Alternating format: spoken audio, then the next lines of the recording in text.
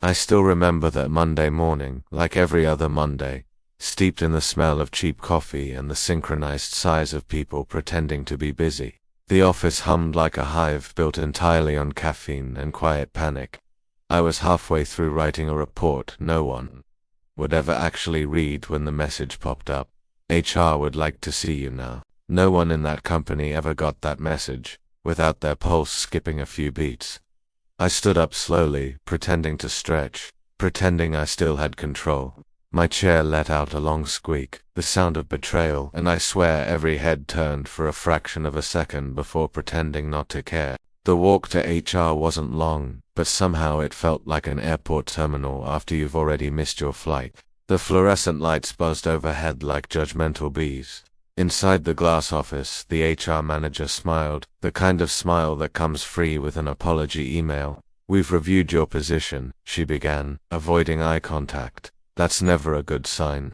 And we've decided you're not the right fit for the company's direction."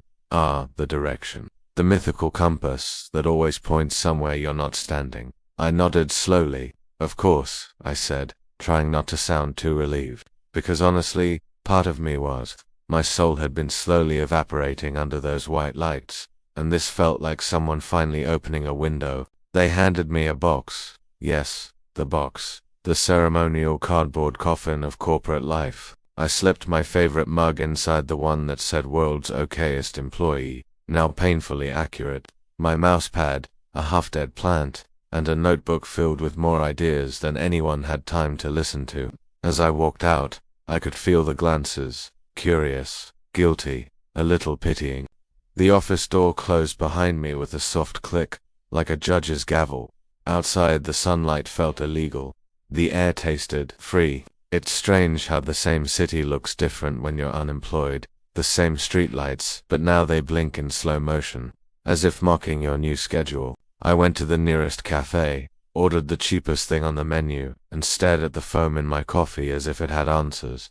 "Not a fit," I whispered to myself, tasting the words. They sounded both cruel and ridiculous, like being rejected by a pair of shoes you didn't even like. For the next few hours, I sat there doing what any recently fired person does best, overthinking and pretending not to care.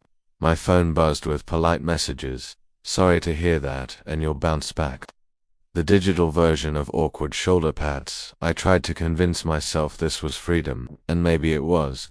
The absence of purpose can be strangely light, like taking off a jacket that had been too tight for too long. Still, as I walked home with that little cardboard box, I couldn't help but wonder, was I really useless? Or had I just stopped pretending fast enough for them to notice? That night, I opened my laptop out of habit, only to realize I had nowhere to log into anymore. The login screen just blinked back, like a cat ignoring its owner. I closed it, laughed softly, and muttered, "Guess I've just been promoted to full-time nobody," and somehow, that thought didn't sting as much as it should have. Unemployment has a strange rhythm. The first few days feel like a vacation you didn't plan for. Long mornings, lazy breakfasts, the illusion that you're just taking a break. Then, around day 5, reality knocks like a debt collector. "Hey buddy, you don't have anywhere to be." My alarm clock gathered dust. The shirts I used to iron stayed wrinkled in silent protest. I started making coffee in my oldest mug, the one chipped at the rim, the one too honest to survive office life. The taste was somehow better, or maybe I was just free to notice it now. I tried to keep busy. You know, the usual post-corporate rituals: update resume, rewrite LinkedIn bio, pretend you're exploring opportunities. It's funny how exploring is really just wandering in circles while trying not to look lost. Every job description read like a riddle. Dynamic, fast-paced, growth-oriented. Translation: chaotic, underpaid, and allergic to stability. I applied anyway, half-heartedly, like sending love letters into the void.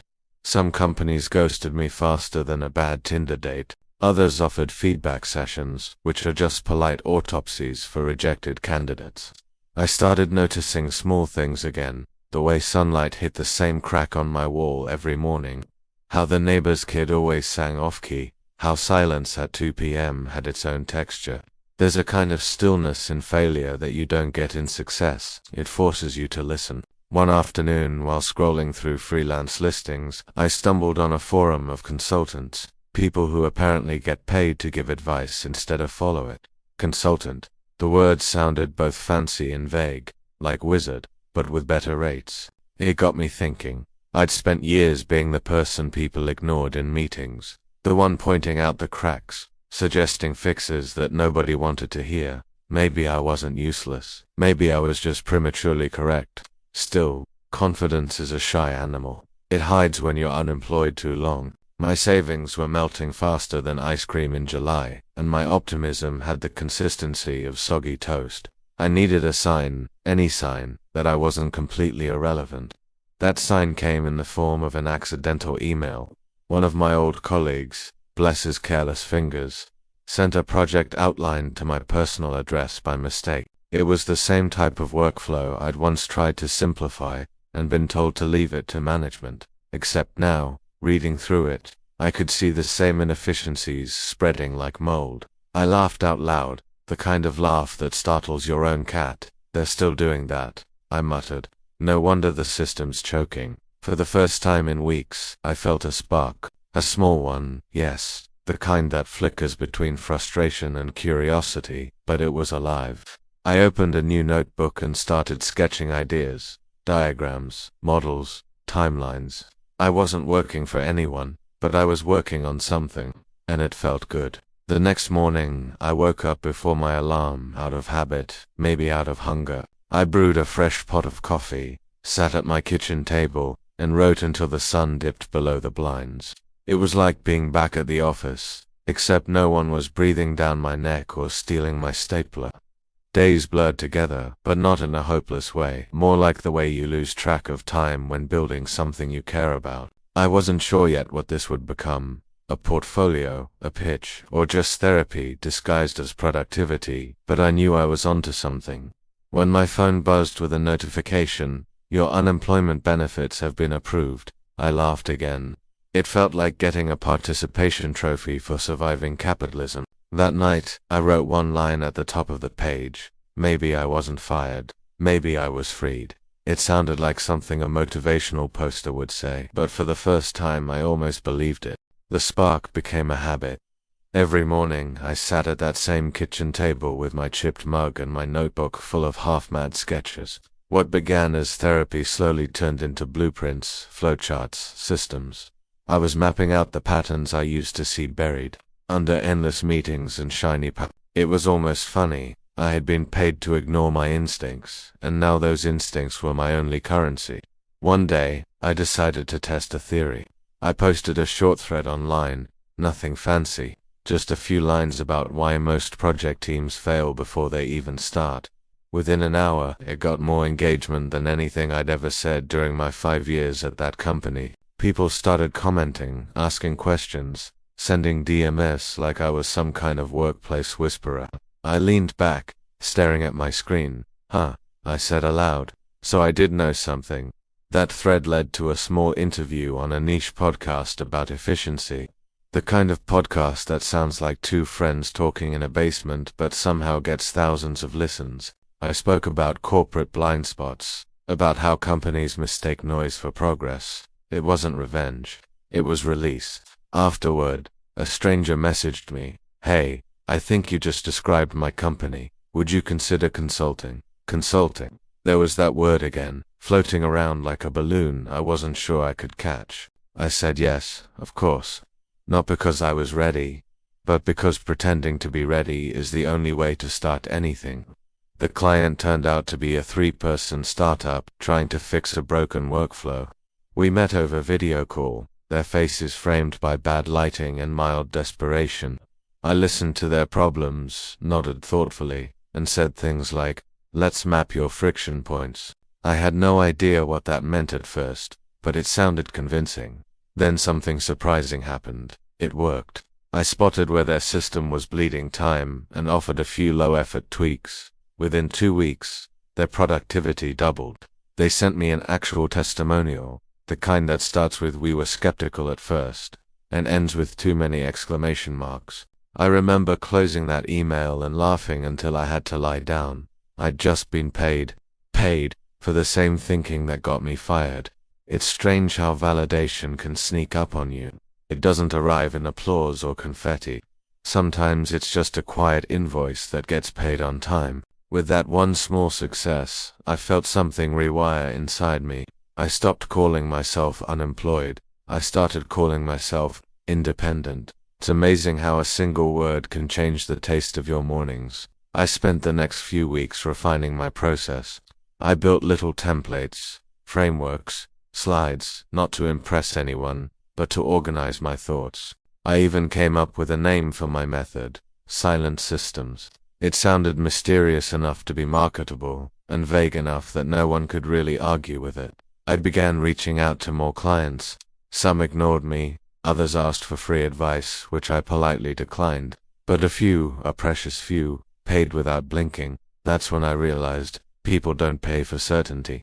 They pay for calm. And calm, I had plenty of. I still had days of doubt, of course. There were moments I'd wake up at 3 a.m., staring at the ceiling, wondering if I'd just built a tiny fantasy around a lucky fluke. But then I did think back to that first not a fit conversation, and it made me smile. Because maybe I wasn't meant to fit. Maybe I was meant to stand just outside the frame, where the view was clearer.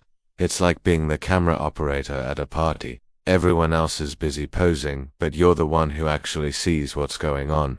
And as it turned out, that view was billable. By the end of that month, I had 3 clients and a calendar that suddenly looked important again. My old office badge still sat in my drawer, dusty and dead, a reminder of where I came from, and why I wasn't going back.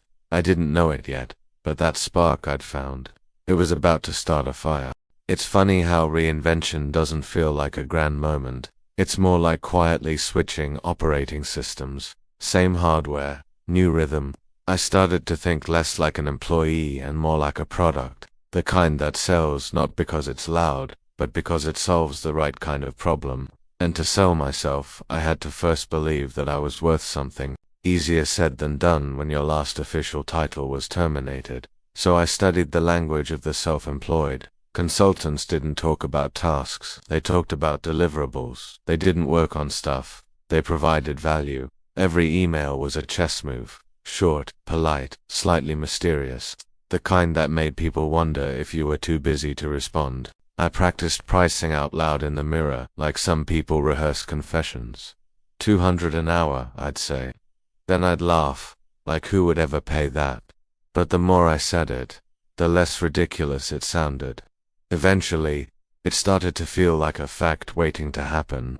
I also learned the art of silence, the consultant's secret weapon. When a client hesitates about a rate or a proposal, most people rush to fill the pause. Not me. I sipped my coffee, let the quiet stretch. It's amazing how much money fits into a well-timed silence. At night, I devoured books on communication, negotiation, even improvisation. If corporate life had taught me anything, it was that meetings were theater. Now, I was learning how to be the director instead of the understudy. I started tracking my time in little 15-minute blocks, not because I was obsessive, but because time suddenly mattered. When you get paid by the hour, every minute feels like a small coin slipping through your fingers. The transformation was slow, but visible. My friends noticed it first. "You sound calm," one of them said over the phone. "Like unnervingly calm." I laughed. "That's because no one can fire me anymore." He paused, then sighed. "Lucky bastard." It wasn't luck though. It was the quiet accumulation of small, deliberate choices. Saying no to underpriced gigs. Saying yes to projects that scared me just enough. Learning to send invoices without apologizing in the email body. Confidence doesn't arrive with fanfare.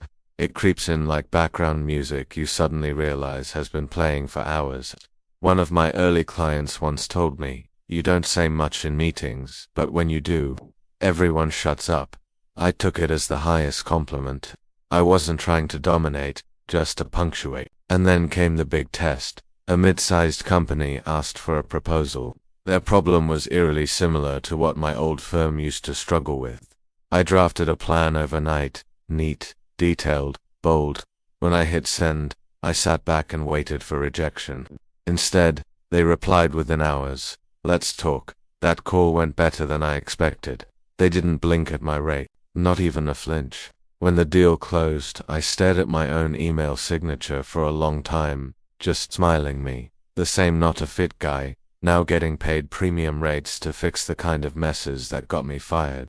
I couldn't help whispering, plot twist. That first big check arrived 2 weeks later. I didn't splurge. I just bought a better chair. The old one creaked every time I shifted, like it still belonged to someone waiting for approval. The new one was silent, supportive in all the right ways. There's something poetic about comfort earned on your own terms. I still made mistakes, of course. Once I underquoted a project so badly that by the end of it, I was basically paying them to exist. But even then, I didn't feel humiliated, just seasoned. Every bruise was a tuition fee in the University of Southworth, and deep down, I knew I wasn't done. I was sharpening my voice, tuning my rhythm. I had a feeling the world wasn't finished testing me yet. Spoiler, it wasn't, because soon enough, my past came knocking, politely, of course, wearing a new suit and holding a briefcase full of irony. It started with an email subject line so ordinary I almost ignored it. Quick consultation inquiry. No exclamation marks, no emojis, just the bland professionalism that hides real desperation. The sender was a startup founder named Mia. Her company was small but ambitious. The kind of business that survived on caffeine, adrenaline, and the occasional miracle. She'd heard of me through someone who'd heard of me, which is consultant language for we found you on a Reddit thread but want to sound classy. We scheduled a call. I put on a decent shirt, adjusted the lighting to mildly successful adult, and clicked join meeting. Mia appeared on screen with that haunted look of someone juggling 14 spreadsheets and one existential crisis. We've hit a wall, she said without small talk. Our internal process is a mess. People are burning out. Projects are slipping. We've tried fixing it, but it keeps getting worse. I listened quietly, nodding at the right intervals. The trick to consulting, I was learning, is to make silence feel expensive. When she finished, I asked a few questions, not the obvious ones, but the kind that made her stop and think. That's the sweet spot. You don't give answers right away, you make people want your answers. By the end of the call, she said, "You sound like you've seen this before." Oh, I smiled. I've lived this before. We agreed on a short engagement. 2 weeks. Remote. Just an initial diagnostic. It wasn't a huge project, but it was my first real contract with a company that had investors, not just hopes and caffeine. And those 2 weeks, they were magic. Within days I found their friction points, duplicated efforts, unclear ownership, mismatched expectations, the kind of everyday chaos that kills startups quietly, one Slack ping at a time. I didn't bring revolutionary ideas, I just made the invisible visible. After my report, Mia messaged, "I don't know what kind of witchcraft that was, but it worked." I laughed. No witchcraft, just oxygen in a room that forgot to breathe. When they doubled their delivery speed and reduced burnout, she posted about it online. The post wasn't meant to go viral, but it did. Suddenly, I was the consultant who fixed burnout with bullet points. My inbox exploded. Small companies, big companies, solo founders, all asking versions of the same question. Can you take a look at our system? It was exhilarating and absurd. A month earlier, I'd been wondering if I should sell my old suit for grocery money. Now, I was turning down clients because my calendar looked like a game of Tetris on expert mode.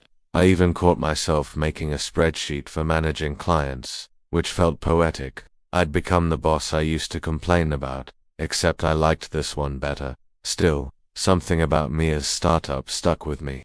I found myself checking in even after the project ended, not professionally, just curiously. I liked watching a small company get its rhythm back. There's a rare kind of beauty in systems that work. And every time I sent her a quick note, "How's the workflow?" or any new fires, she'd reply with good news and emojis shaped like rockets.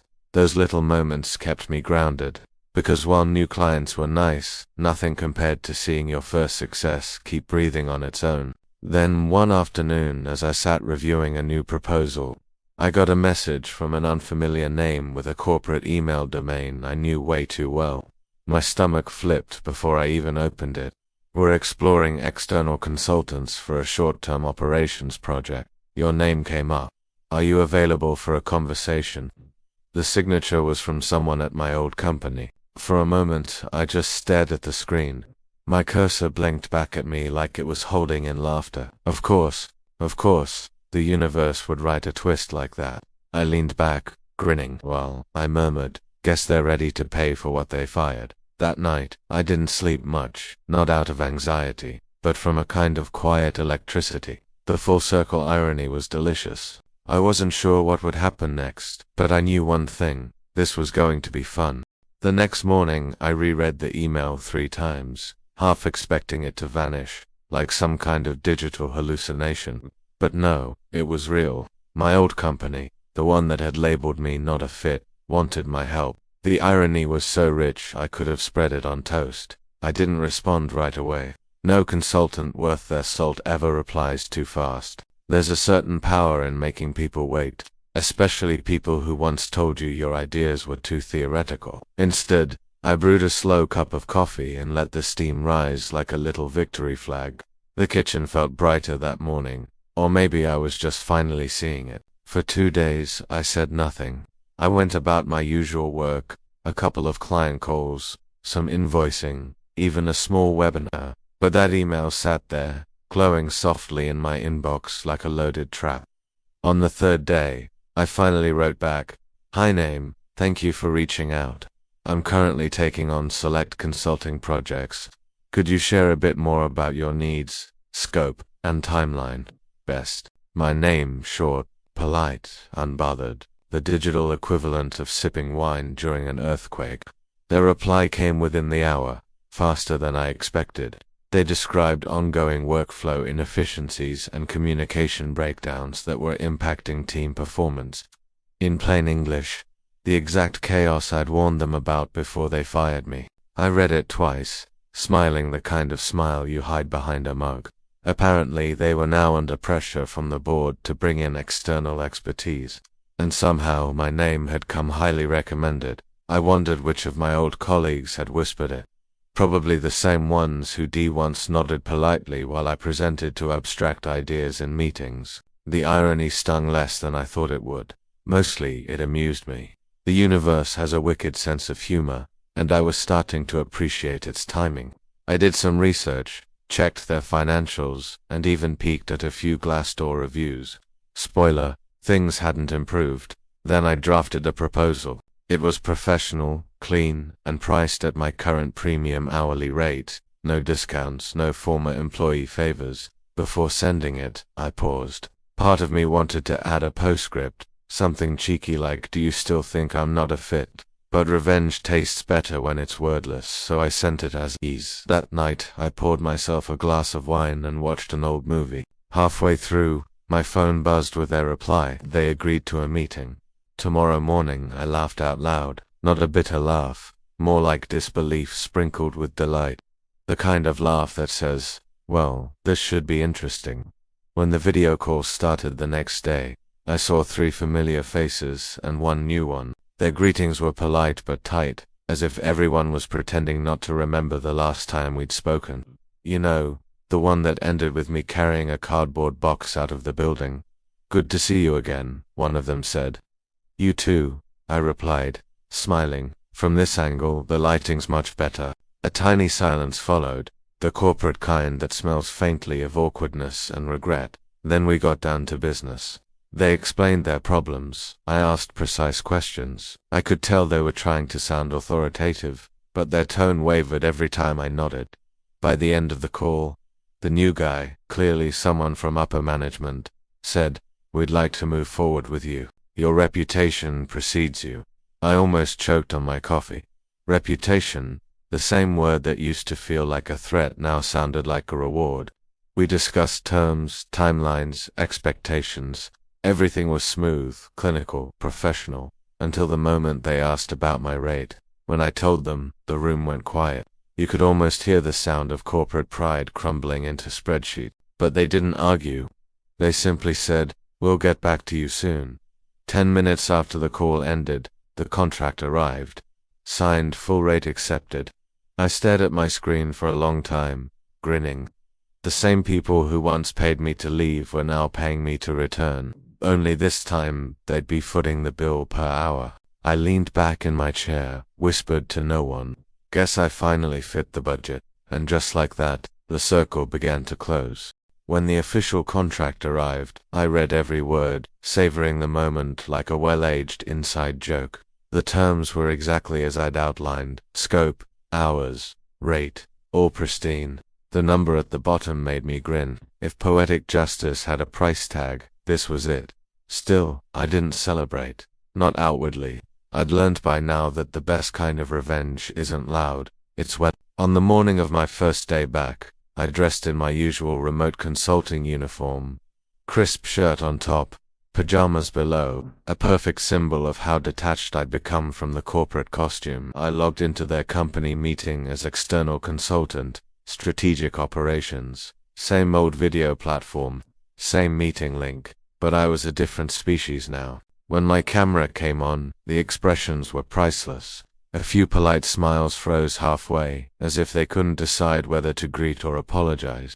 The manager who once called me too idealistic avoided my eyes entirely. "Welcome aboard," said the director, forcing cheerfulness. "We're thrilled to have your expertise." "Thank you," I replied, calm and even.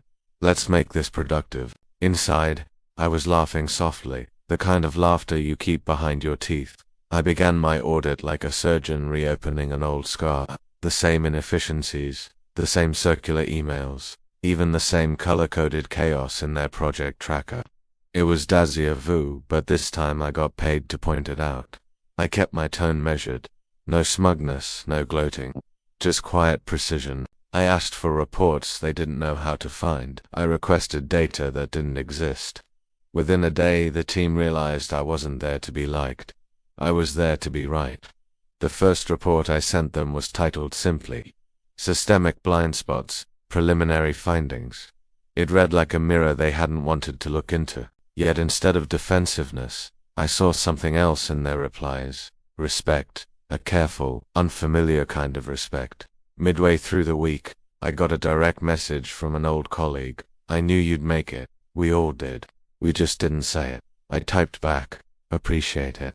Hope things are easier on your side now." They replied with a single emoji, the laughing crying one. That said it all. As the days passed, I began to notice something beautiful. The power balance had flipped entirely. They needed me now.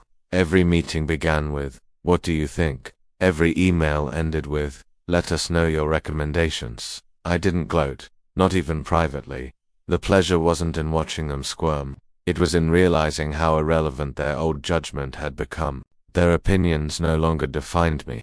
I'd outgrown the ecosystem that once caged me. Still, there were moments, small, flickering ones, when nostalgia tried to sneak in. The cafeteria banter, the quiet hum of teamwork, even the overused motivational posters in the hallway. But then I'd glance at my invoice tracker and remember, freedom has better lighting. During one afternoon review session, the same senior manager who had fired me joined the call. She smiled, polite and professional, as if we were meeting for the first time. "Your insights have been very valuable," she said. "I think we underestimated the importance of your role back then." Translation: "We messed up." I nodded. "Happens to the best of us," I said, keeping my voice as soft as velvet and twice as cutting. That night, I poured myself a glass of wine and toasted the invisible audience of my past. Every meeting, every dismissal, every time I was told I didn't get it. Funny how life plays its remixes. By the end of the month, my contract had already extended twice. They couldn't make a move without looping me in first. My hourly rate, the same one that had made them choke during negotiations, was now just another line in their budget reports. The irony never got old. Some nights I'd scroll through old photos on my phone, snapshots from those cubicle days. Same building, same desks, same fluorescent lights, but the person in those pictures looked smaller, dimmer, like he hadn't realized yet that being underestimated could be the best fuel in the world. And maybe that's the quietest kind of revenge, not proving them wrong, but proving yourself inevitable.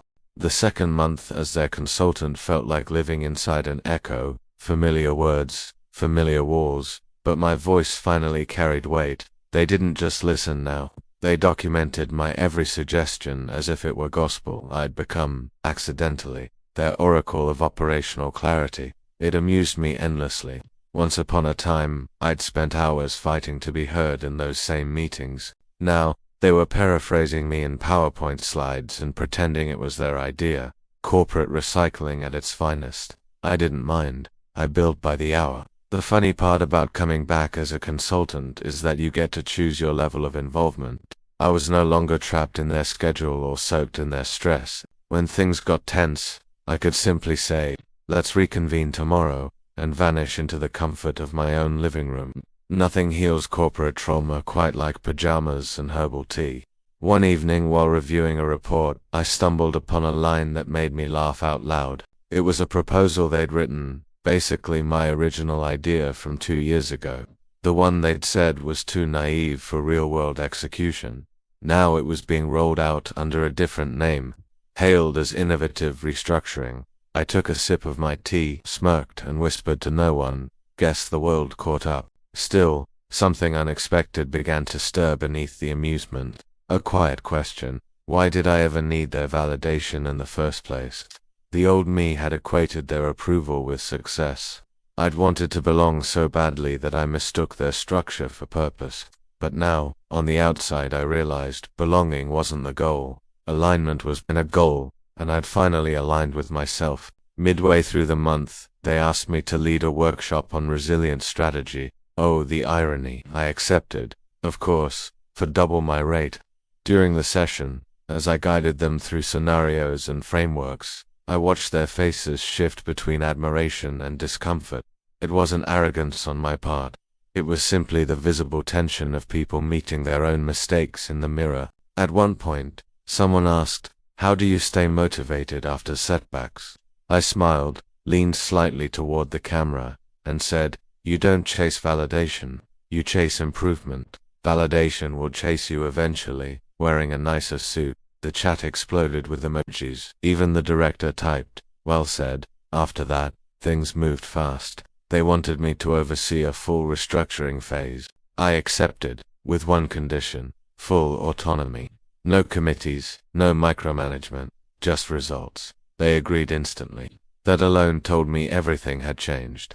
I built a small team of independent thinkers, people I used to admire quietly but who'd never had the platform to lead.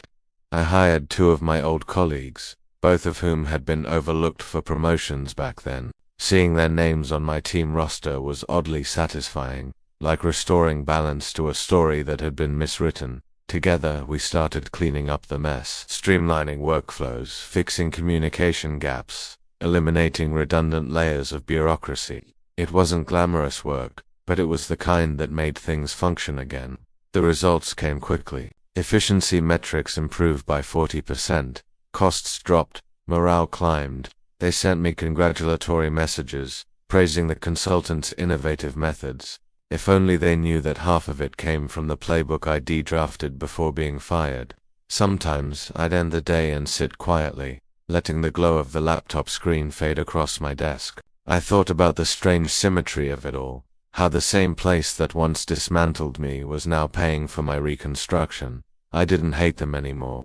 In fact, I almost felt gratitude, twisted as it sounds. Being pushed out had forced me to grow in ways I never would have dared. If they hadn't fired me, I'd probably still be in that cubicle, convincing myself I was lucky just to be there. It's strange. The universe doesn't always open doors gently. Sometimes, it throws you through them. Toward the end of that month, the CEO reached out personally. She wanted to discuss a long-term advisory position. I agreed to meet, virtually. Of course, she appeared on my screen, polished and composed. After the small talk, she said, "You've become indispensable to us." I'll be honest, I didn't see your potential back then. We made a mistake. I nodded slowly, smiling. "That's all right," I said. "Mistakes are investments, if you learn from them." She laughed, a little too loudly. "I suppose we've learned plenty." When the call ended, I leaned back, let out a quiet sigh, and stared at the faint reflection of myself in the monitor. The consultant, the comeback, the man they once dismissed. And all I could think was, funny how tables aren't just turned, sometimes they're replaced entirely. By the third month, I'd stopped keeping track of how many times they called me indispensable. The word had lost its shine, like a compliment repeated too often. What mattered wasn't being irreplaceable, it was being free. And freedom, I'd discovered, had a very particular sound, the soft ping of payment notifications landing in my inbox. I was no longer tied to their 9-to-5 rhythm, no longer trapped in meetings about meetings. Now, I entered the virtual room, said my piece, left my wisdom floating like incense smoke, and logged off before anyone could drag me into another loop. Efficiency, in its purest form. But success has a strange way of softening even old grudges. I began to see the people behind the decisions. Overworked managers, fearful leaders, tired dreamers, too afraid to risk looking foolish. Maybe, in some way, we were all just trying to survive a system built on appearances. Still, I wasn't about to romanticize the past. Some wounds are meant to be remembered, not to keep them open, but to remind yourself where not to sit again. One day, I got an email marked urgent. A major project had gone sideways, and they needed me on site for crisis coordination. The irony made me laugh. They'd fired me for not being strategic enough, and now they wanted me in person to fix the strategy itself. So I went. Walking back into that building was surreal. Same sterile air, same polished floors, same hum of printers and coffee machines. Yet everything felt smaller, as if time had quietly shrunk it down to size. The receptionist looked up, recognized me, and blinked twice. "You're back, temporarily," I said, smiling. Like a ghost with a laptop, I rode the elevator up, watching my reflection in the mirrored walls. The last time I'd taken that ride, I'd been holding a cardboard box with my desk plant inside. Now, I carried only a tablet and a quiet confidence. When the doors opened, heads turned. A few old faces, half surprised, half curious. One even whispered, "Didn't he?" and then trailed off when I caught their eye. The meeting room was the same, right down to the slightly crooked motivational poster. I sat at the head of the table this time, not by demand, but because no one else dared to. "All right," I said, setting my tablet down. "Let's talk damage control." As I spoke, I noticed something subtle. They were all leaning in, hanging on every word. The same team that once ignored my suggestions now scrambled to take notes. It was poetic, really. Over the next few hours, I guided them through the mess. It wasn't glamorous, lots of spreadsheets, timelines, and gentle corrections. But the energy was different. They didn't question my judgment. They trusted it, maybe even feared it a little. At one point, during a coffee break, one of the junior staff members approached me. She looked nervous, like she was about to confess something. "I read your article," she said quietly. "My article, the one about self-worth and reinvention. It really helped me." I blinked, a little stunned. That essay had been something I'd posted late one night, just words to process my own chaos. I never thought it'd reach anyone, least of all someone here. "Thank you," I said softly. "That means a lot." She smiled shyly and walked away. And for the first time that day, I felt something gentler than satisfaction, maybe grace. By the end of that on-site week, the crisis was resolved, deadlines realigned, communications repaired, morale boosted. The director pulled me aside before I left. "You saved us," she said. I chuckled. "No," I replied. "I just reminded you how to save yourselves." She smiled, almost wistful. "If we'd realized your value earlier, you wouldn't have given me the chance to become this version of myself." I finished for her. We both laughed, quietly, knowingly. On the drive home, city lights smeared across the windshield like slow-moving constellations. I thought about how strange it was to outgrow a place, yet still be part of its story, not out of bitterness, but balance. In the end, revenge had transformed into something purer. It wasn't about payback or dominance. It was about symmetry. I'd been dismissed, then summoned, doubted, then deferred to. And through it all, I'd found a kind of peace that no corporate ladder could ever offer. That night, as I sat by the window with a glass of wine, I realized I didn't need their validation, or even their gratitude. The real victory was that I could walk away at any time. and not look back. The company had changed, but I had evolved. And that's the thing about growth. It doesn't beg to be seen. It just keeps blooming quietly, even in the soil that once tried to bury it. The contract renewal arrived 2 weeks later, 3 times the original rate, open-ended, full authority.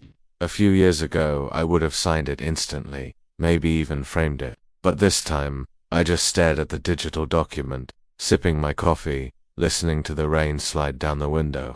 Funny how something that once symbolized salvation now just looked optional. I didn't reject it. Not yet. I just let it sit there, an unopened gift from an old version of myself. While waiting for the right moment to decide, I kept consulting remotely. My calendar filled up with new clients, startups, nonprofits, small creative agencies, people who wanted to build, not just repair. They reminded me of how I used to be, curious, scrappy, full of fire and doubt in equal measure, and working with them felt different, lighter. There were no politics, no ego duels disguised as meetings, just ideas taking shape in real time. That's when I realized something quietly revolutionary. Success wasn't about being needed. It was about being free to choose where your energy goes. One afternoon, the old company scheduled another call, a strategic review. I joined, mostly out of curiosity. The faces were the same, though their tones had softened, respectful, even cautious. Before we begin, the director said, I just wanted to say, thank you. You've changed how we operate. I smiled. I didn't change you, I replied. You just finally started listening. That earned a few nervous laughs, but it was true. They'd begun to listen to each other too, not just the person at the top. Maybe my time there wasn't just an act of revenge. Maybe it was rehabilitation. Later that evening I opened the renewal contract again. I scrolled through the numbers, the terms, the flattering language. Then, instead of signing, I drafted a short email. Thank you for the opportunity. It's been rewarding to see the transformation. But it's time for me to move forward, to build, not just consult. I trust you'll continue just fine without me. Best. My name. I hit send, closed the laptop, and exhaled. The quiet that followed wasn't emptiness, it was relief. A spacious kind of calm, like the air after a thunderstorm. I didn't announce my departure, didn't post about it online, didn't frame it as a triumph, because it wasn't revenge anymore. It was release. In the days that followed, I started writing again, something I hadn't done in years. Not business reports or strategy briefs, but essays about self-worth, resilience, and quiet victories. Words that might reach the younger version of me, the one sitting in that cubicle, thinking his voice didn't matter. Each paragraph felt like closing a door gently, with gratitude instead of regret. And then, one night, I dreamt of that office again. Same corridor, same fluorescent light, but when I opened the door to my old desk, it was empty, just sunlight and the sound of pages turning somewhere unseen. I woke up smiling. It wasn't about proving them wrong anymore. It never really had to be. It was about proving to myself that I could outgrow bitterness, that I could rebuild purpose from what was once rejection. That's the strange gift of failure. It teaches you to measure worth not by applause, but by peace. When people ask me what success feels like now, I tell them this. It's waking up and not needing anyone's permission to stay exactly where you are, or to leave. And maybe, just maybe, success is also forgiving the version of yourself that once believed you weren't enough. Because the truth is, you always were. So now, if you're still awake, let's slow things down a little. Imagine the office lights dimming one by one, the hum of computers fading into a soft hush. The long corridor, once echoing with hurried footsteps, now bathed in quiet amber light. You walk down it slowly, each step lighter than the last, until even the sound of your shoes melts into the stillness. You pass by the old meeting rooms, the glass walls reflecting your calm face. No tension, no expectation. Just peace. Somewhere outside, rain begins again, steady, cleansing, rhythmic. You can almost feel the cool mist against your skin. Smell the faint trace of paper and coffee, the scent of endings that aren't really endings. You reach the exit, push open the glass door, and step into the night. The city hums softly around you. Distant laughter, headlights drifting like fireflies. You breathe in. You've made it out, not because you escaped, but because you grew beyond the walls that once contained you. And as the sound fades, as your heartbeat syncs with the quiet rhythm of the rain, you realize that success doesn't always roar. Sometimes, it just sighs a soft exhale at the end of a long, beautiful fight. So rest now. Let the story settle in your chest, like a small warmth that doesn't need to prove itself anymore, because you've already won.